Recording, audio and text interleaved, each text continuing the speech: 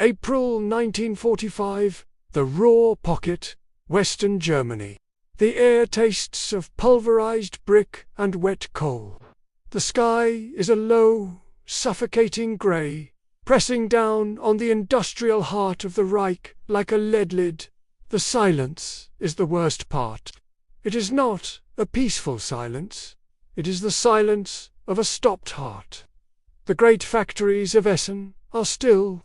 The chimneys are cold. Unteroffizier Friedrich Henkel sits on a pile of rubble that used to be a bakery. He is 55 years old, a man with hands that have forgotten how to tremble. Before the war, before the uniform, he was a master watchmaker in Glashütte. He spent 3 decades breathing in the dust of diamonds and brass.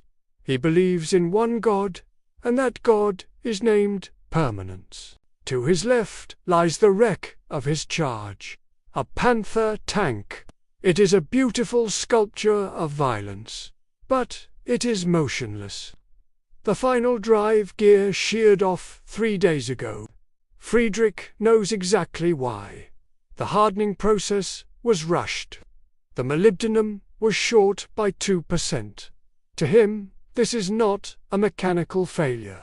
It is a moral sin. Opposite him stands the conqueror. Sergeant Johnny Tex Miller, 23 years old. He is from Daytona Beach, Florida. He does not walk, he struts. He wears his helmet tilted back, exposing a face tanned by a sun that feels 1,000,000 miles away from this grey hell. He is chewing on a toothpick, looking at the ruins with the bored curiosity of a tourist. Johnny is a hot rodder. Back home, he strips Fords on the weekends and races them on the beach until the pistons melt. He does not respect machines. He dominates them.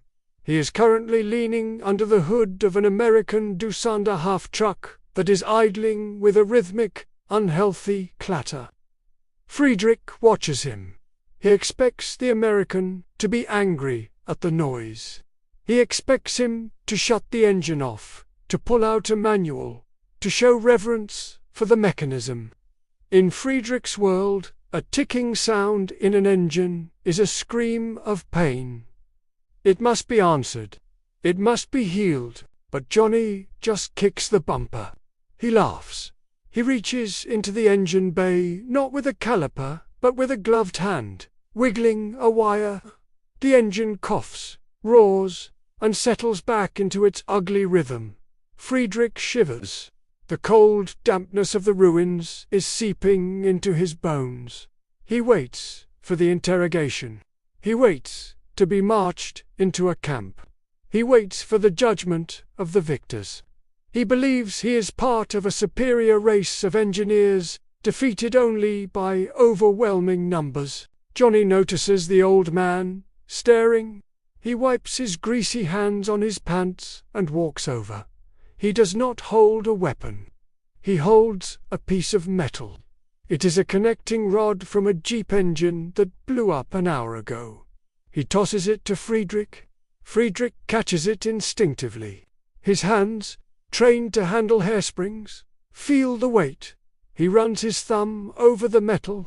He brings it close to his eyes. He looks at the casting marks. He is horrified. The surface is rough.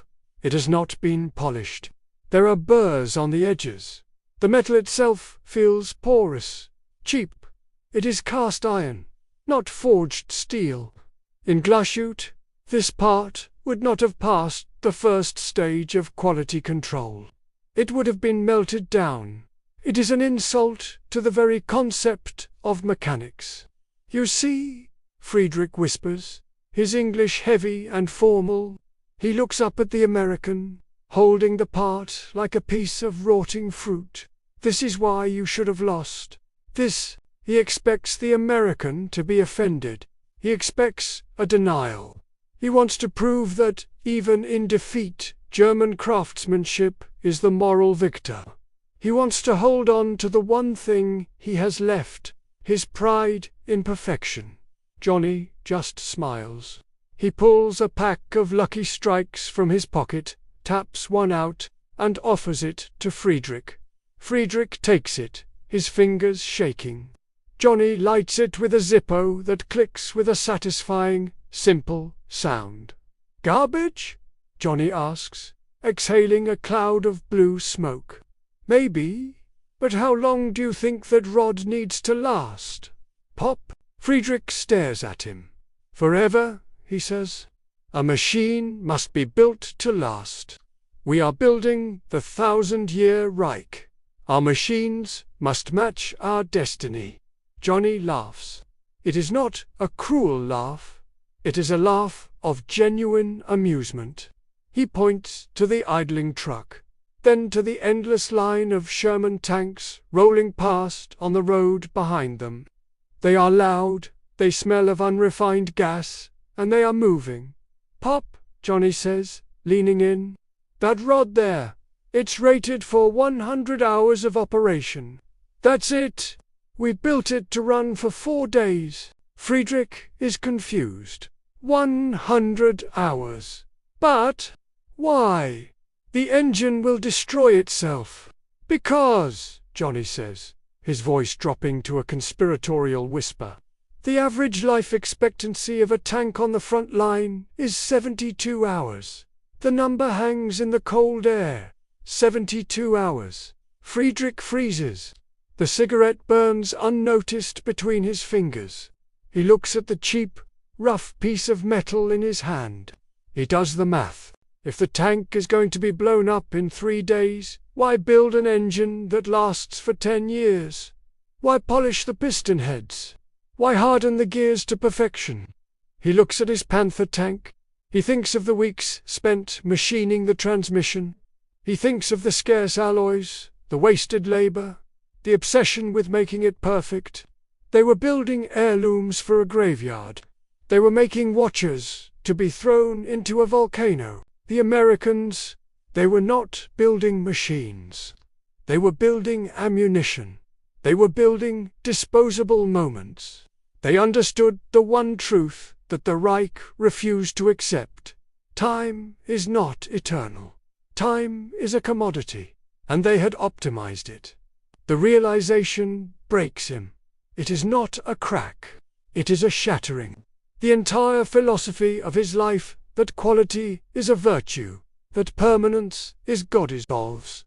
He realizes that his pursuit of perfection was not noble. Tears well up in his eyes. They spill over, hot and stinging, on his freezing cheeks. He is not crying because he lost the war. He is crying because the American, this boy who treats machines like toys, has shown him the truth. Johnny sees the tears. He does not mock him. He reaches into his jacket and pulls out a small, silver flask. He unscrews the cap and hands it to Friedrich. "Drink up, Pop," Johnny says softly. "It's cheap whiskey. Burns like hell. But it gets the job done." Friedrich takes the flask. He drinks. The liquid is fire. It tastes like gasoline and oak. It is unrefined. It is brutal. And it warms him instantly. He looks at Johnny. "You do not build for the future," Friedrich whispers. "Future?" Johnny grins, looking at the convoy rolling east. "Hell, Pop, we're just trying to get to next Tuesday." Friedrich nods. He understands now. The 1,000-year Reich died because it was too busy being perfect to survive the present. The 100-hour Moto won because it accepted its own mortality. 79 years later.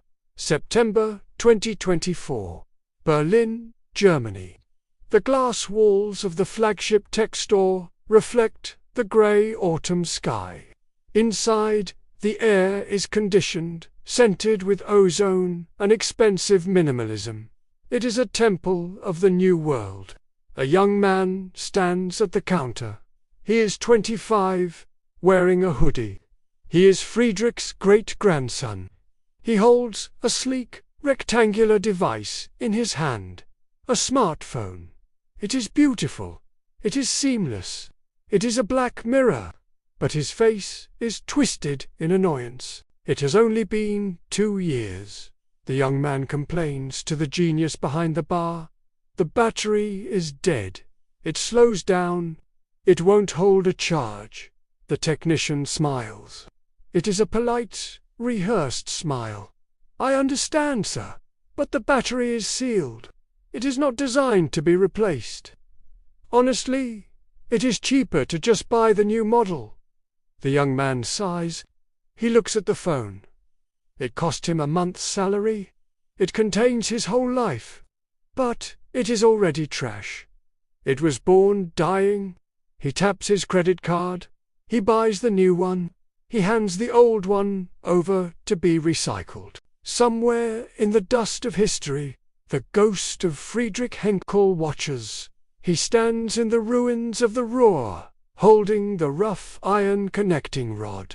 He looks at his great-grandson. The war is over, but the philosophy of the hot rodder has conquered the world. We no longer build cathedrals, we build tents. We have traded the dream of eternity for the convenience of the moment. The boy walks out of the store, staring into the glowing screen of his new device. It will last him exactly until the next contract renewal. Friedrich laughs. It is a dry, dusty sound. 100 hours, he whispers into the wind. We are all just living in Johnny's 100-hour world now. Permanence is dead. The clockmaker has left the building. Long live the now.